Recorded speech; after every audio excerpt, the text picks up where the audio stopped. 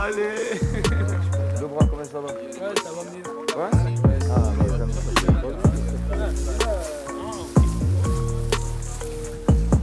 Ouais, il est là. Comment tu vas? Salut, ça va?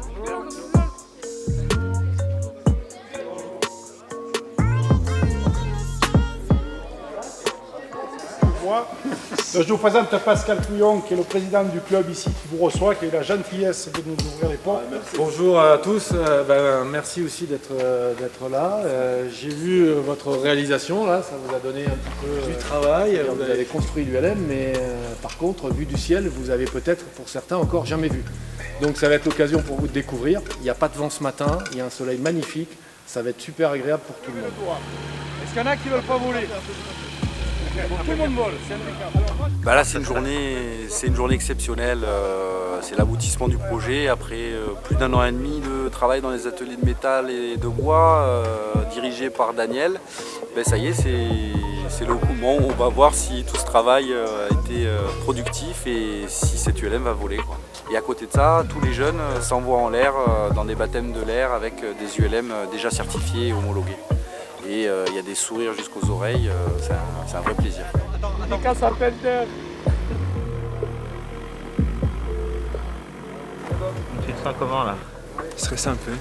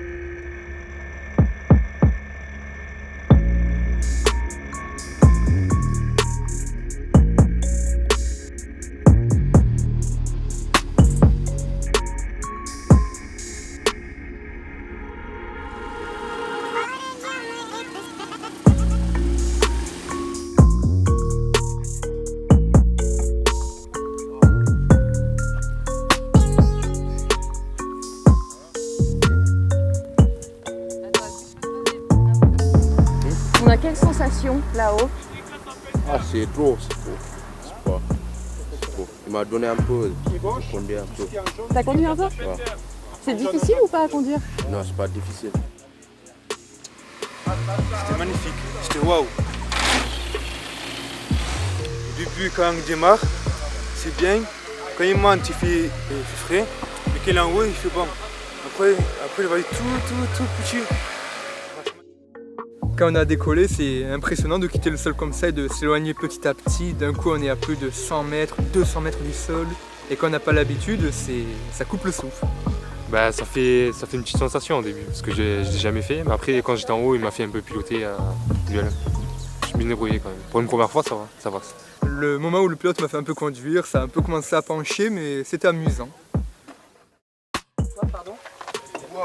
La première fois que je prends l'avion et que je monte dans un ULM, c'est vraiment une occasion à faire et je ne regrette pas d'être monté dedans. Si tu pourrais refaire un tour, dis-lui encore.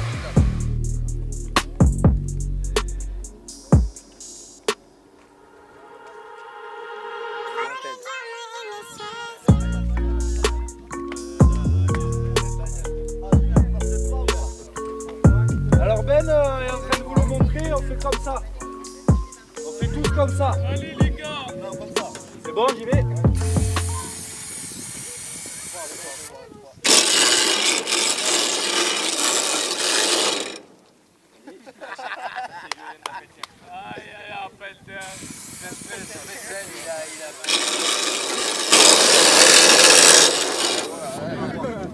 Vous écrasez pas les doigts, écrasez les doigts. Tout le reste, ça fonctionne. Hein.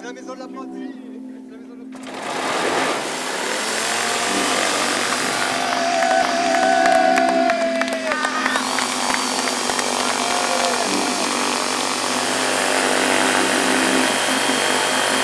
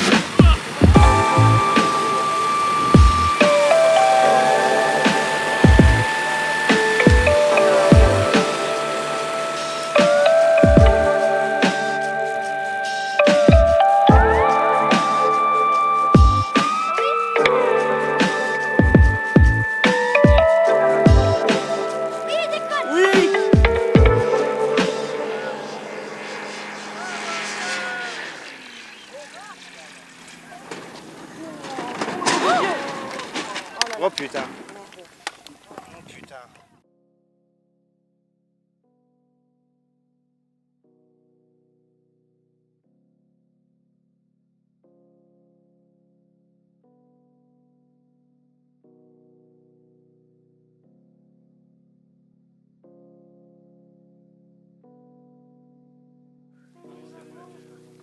Allez, vous pouvez aller voir l'avion, mais vous restez à côté. Parce que là, ça, c'est...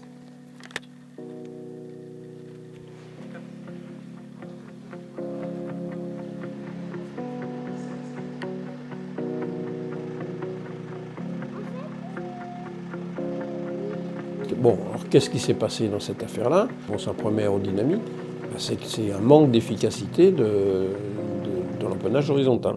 C'est dommage pour Appel d'Air, parce qu'Appel d'Air n'y est absolument pour rien. Je veux dire. Si effectivement la machine a été crashée, ça n'a aucun rapport avec la construction. C'est un problème de conception, c'est pas, Appel d'Air n'était pas dans la conception du ULM. Ça fait un gros point d'interrogation dans les têtes de tout le monde et ça se dit peut-être c'est ma faute, peut-être c'est pas de la mienne, mais il y a aussi du choc et je sais que ça a choqué beaucoup de personnes cette journée-là. Comment ne pas être choqué? C'est choquant de voir un avance, je ne sais pas s'il faut dire se cracher, mais les deux sont propulsés à travers la vitre devant moi, c'était choquant. Franchement, ça m'a choqué, j'étais très choqué, très énervé aussi. Bien sûr, le fait de voir l'ULM atterrir en force, se cracher, ça a laissé quelques séquelles. Ça m'avait coupé l'appétit, sur le coup, je me rappelle. En fait, c'était pas de suite que j'ai eu le choc. On va dire que c'était le lendemain ou le soir. C'est quand je me suis remis la scène en tête. Pour moi, c'est la première fois que je vois ça. Voilà, après ça me donnait des frissons. Je suis resté bouche bée. On a fait cette projet, ça fait un an et quelques. D'un coup, un jour, d'un coup, ça tombait comme ça. Malheureusement, on ne pourra jamais oublier ça, ça fait partie de notre travail et on doit apprendre à vivre avec, peu importe ce qui se passera ensuite. Et encore une fois, on apprend de nos erreurs jusqu'à devenir meilleur dans notre domaine, dans notre métier. C'est vraiment choquant pour tout le monde et ça touche aussi sur notre fierté. C'est-à-dire qu'on a un peu tout réussi, même si c'est pas notre faute, hein. Mais se dire que c'est un travail d'équipe, du début à la fin, comme que ça soit caméraman ou ingénieur. C'est décevant pour les stagiaires, mais l'important depuis le début de ce projet, c'était pas que l'ULM vole, mais c'était qu'eux prennent un certain envol. Et ça a été le cas, ça a marché. Donc c'est bien là l'essentiel. Et puis un jour, de toute façon, il volera cette ULM. Ça ne va pas avec l'expérience qu'ils ont vécue. L'expérience qu'ils ont vécue, c'est une superbe expérience, à la fois de solidarité, de persévérance, de progression dans le geste technique, mais également la possibilité de pouvoir dire c'était pas imaginable de pouvoir construire un ULM. Nous sommes allés jusqu'au bout, nous l'avons construit, et alors? L'obsession de la réussite, c'est le meilleur moyen d'échouer. L'obsession de la réussite fait référence, on va dire, à une orientation idéologique qui est celle de la compétition.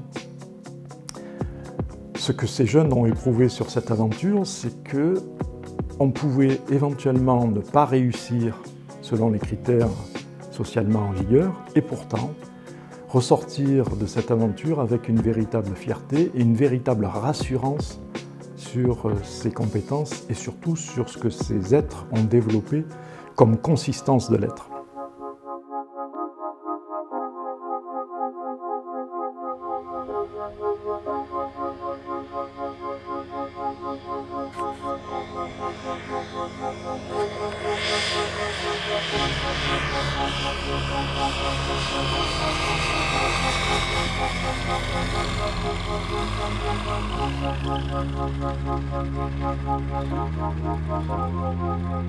Thank you.